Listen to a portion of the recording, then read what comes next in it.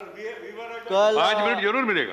कल धर्मेंद्र प्रधान जी यहाँ बोल रहे थे और बार बार हमारी तरफ कटाक्ष करके हमें ये बोल रहे थे कि सच सुनो, सच सुनने से मोक्ष प्राप्त होता है। हम तो 6 साल से सच सुन रहे हैं और झूठ को भी सच मान रहे हैं, लेकिन आज जो चल रहा है हमारे देश में, जो माहौल है, मैं देखता हूँ जो सच बोलता है, जो सच लिखता है, उसे गद्दार, देशद्रोही कह के पुकारा बोल दिया जाता है। कल इस बारे में चर्चा हम लोगों ने की, दिग्विजय साहब ने बहुत उस बारे में कहा है। सर, जो सरकार से सवाल पूछेगा उस पर देशद्रोही का मुकदमा ठोक दिया जाता है। कितने नाम मैं आपको बता सकता हूं। हमारे सदन में संजय सिंह, जो हमारे सदस्य है संजय सिंह, उसके ऊपर देशद्रोह का मुकदमा है। राजदीप सरदेसाई, जाने माने पत्रकार, जिसको हमने सरकार ने पद्मश्री दिया है, पद्म पुरस्कार सम्मानित किया है, उसको हमने देशद्रोही बना दिया है।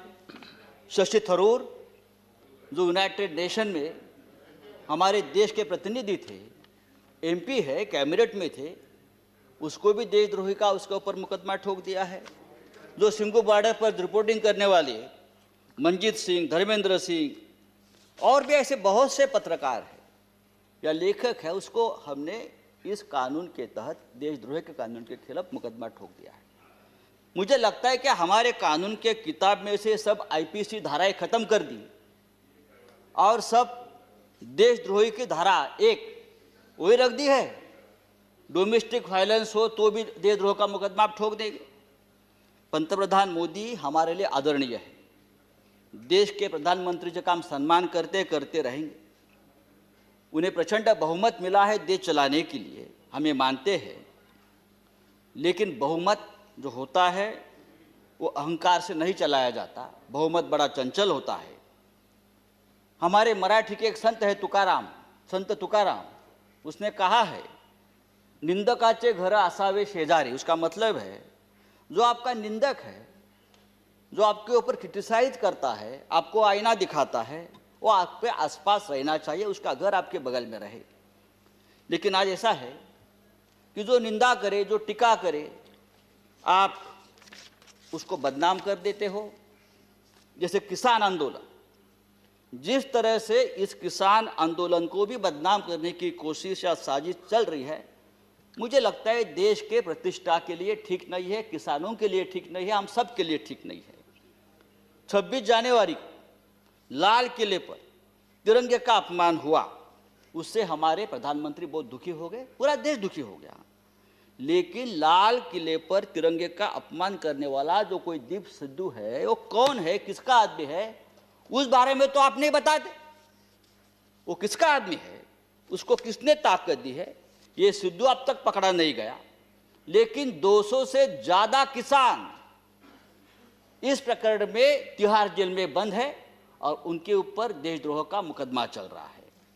100 से ज्यादा आंदोलक जो युवा है वो लापता है। वो कहाँ है, पुलिस ने उसका क्या किया, उसका एनकाउंटर किया है, क्या क्या मार दिया, वो पता नहीं है। तो ये जो है ये देशद्रोही है, अपने हक के लिए लड़ते हैं।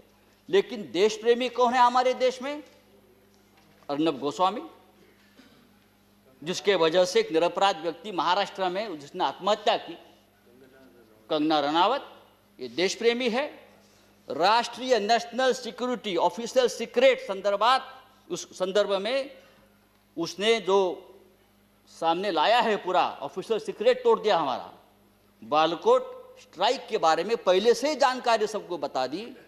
हाँ, वो आपके शरण में है, उसको आपका प्रोटेक्शन है, ये राष्ट्रीय सुरक्षा का मामला है, आप उसके ऊपर बात नहीं करते। और यही आदमी, यह अर्नब गोस्वामी, जो हमारे मंत्री बैठे हैं वहाँ, प्रकाश जावड़ेकर जी, हम उसका आदर करते हैं, हमारे महाराष्ट्र से, क्या लिखा है उसके बारे में, प्रकाश जी के बारे में, जो उसने पूरा जो आप संभाषण, जो डायलॉग आया है ना, तो एक कैबिनेट को भी ये ठीक नहीं है, हमारे सरकार को ठीक नहीं। एक मंत्री के बारे में एक टीवी एंकर जिस भाषा का इस्तेमाल करता, अरे हम छोड़, हम राजनीति में, हमारे बारे में आप कुछ भी बोलो, हम सहन लेंगे। लेकिन एक कैबिनेट में एक हमारे मंत्री है, उस बारे में जो बात करती है, और आपको शर्म आनी चाहिए सबको, आप उसको शरण दे रखिए।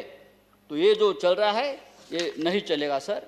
राष्ट्रपति जी ने अपने संबोधन में कहा है, भारत जब जब एकजुट हुआ है तब तब उसने असंभव से लगने वाले लक्ष्यों को प्राप्त किया है। एकजुटता की बात की है। अगर ये बात सच है तो गत 3 महीनों से दिल्ली के सीमा पर किसान आंदोलन की एकजुटता तोड़ने में सरकार क्यों लगी है? संजय जी, हजारों किसान आपका 6 मिनट समाप्त हो गाजीपुर गया। सिंगू बॉर्डर पर अपने हक के लिए लड़ रहे हैं, और आप इस एकजुटता में आपको देशद्रोह दिखता है। प्लीज। चेयरमैन सर, ये पंजाब, हरियाणा और पश्चिमी यूपी का किसान पूरे देश के किसानों की लड़ाई लड़ रहा है। वो सिर्फ 3 राज्यों की लड़ाई नहीं है, और पूरा देश उनके साथ है। तो उनको देशद्रोह कहना ठीक नहीं। ये पंजाब का किसान, हमारा सिख भाई, जब मुगलों से लड़ा तो हम उसे योद्धा कहते थे, जब अंग्रेजों से लड़ा तो हम उसे देशभक्त कहते थे। कोरोना वायरस में लंगर बांट रहा था तो देश प्रेमी था, लेकिन आज वो अपने हक के लिए लड़ता है तो वो खालिस्तानी हो गया, वो देशद्रोही हो गया। ये कौन सा न्याय है? आप उसको रोकने के लिए बॉर्डर पर किले ठोकते हो, हाँ, वो बड़े बड़े बैरिकेड्स करते हो। ये बैरिकेड्स, ये किले का जाल अगर आप लद्दाख के बॉर्डर पर करते तो चीन की right Sanjay ji, please. Kilometre अंदर नहीं आती। मैं आपको बताना चाहता हूं सर, ये ठीक नहीं है। लेकिन ये आंदोलन जब तक जिंदा है तब तक हिंदुस्तान जिंदाबाद रहेगा। ये आंदोलन ही हमारी ताकत है। ये देश